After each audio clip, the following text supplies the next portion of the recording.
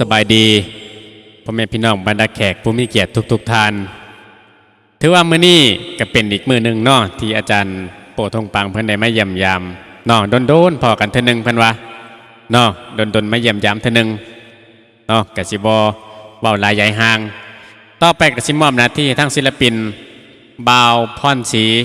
เนาะบ่าวพรศรีสายน้ำเซ่เพิ่นว่าสิมาห้องในผลงานเพลง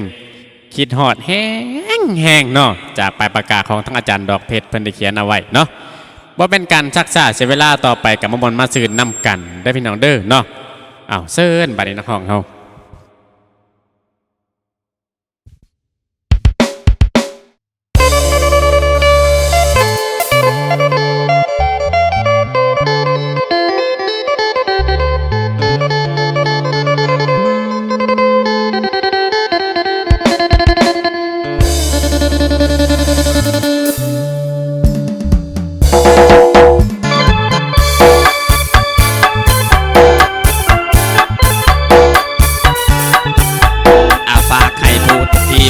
งานทาง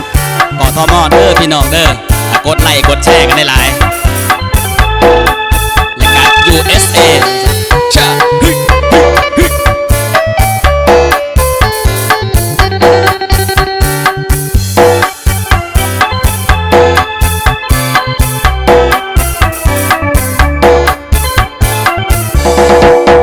ฝนตกก็ยังงูเอื้อนโกบกินเดือนก็ยังหูอิ่มบ้านว่าอายหักงอกบ่มีเอื้อนเจ้าอิ่มเป็นยังบ่ได้เห็นหน้าในดวงตาอายก็สาเมนเมื่อใดหากบ่ได้เห็นลำบากลำเค็ญเดียวได้หากอายบ่ได้เห็นหน้าเป็นหลังพาน้องก็พออยู่เห็นแต่อุแองดาวตั้งให้อุ่นใจ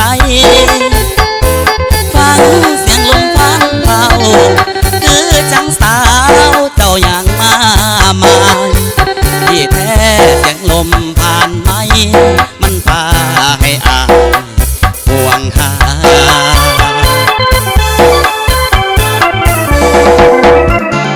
ลูกเขาไข่ยังเอาแก้มกายคนยามเมื่อนกเขาน้องยังสอนแก้มกายกิ่งสาขาแต่ว่าอายมันน้องน้ำตาน้องเศร้าโศกกาสิเอาแก้มกายไผ่ลานาเวทนาอายเดนานหากน้องนั้นคิดหอดอายให้แนมเบิ่งเดือนดาวสายตาสิพบกันอยู่บนฟ้าหากคืนใดเดือนแห้งฟ้าบ่แจ่มบ่เห็นดารูปถ่ายที่น้องให้มาไปดูต่างหน้าเมื่อคิดถึงแห้งเชื่อ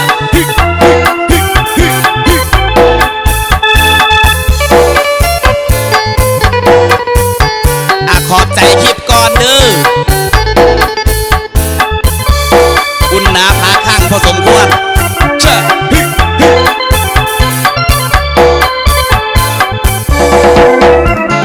ลูกเขาไข่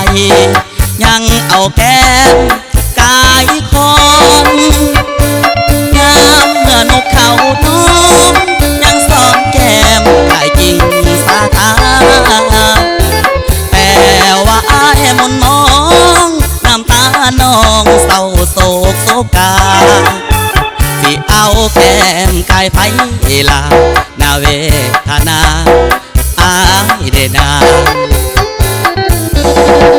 หากน้องนั้นคิดหอดอายให้แนมเบิ่งเดือนดาวสายตาหูสิโป ฝนฟ้า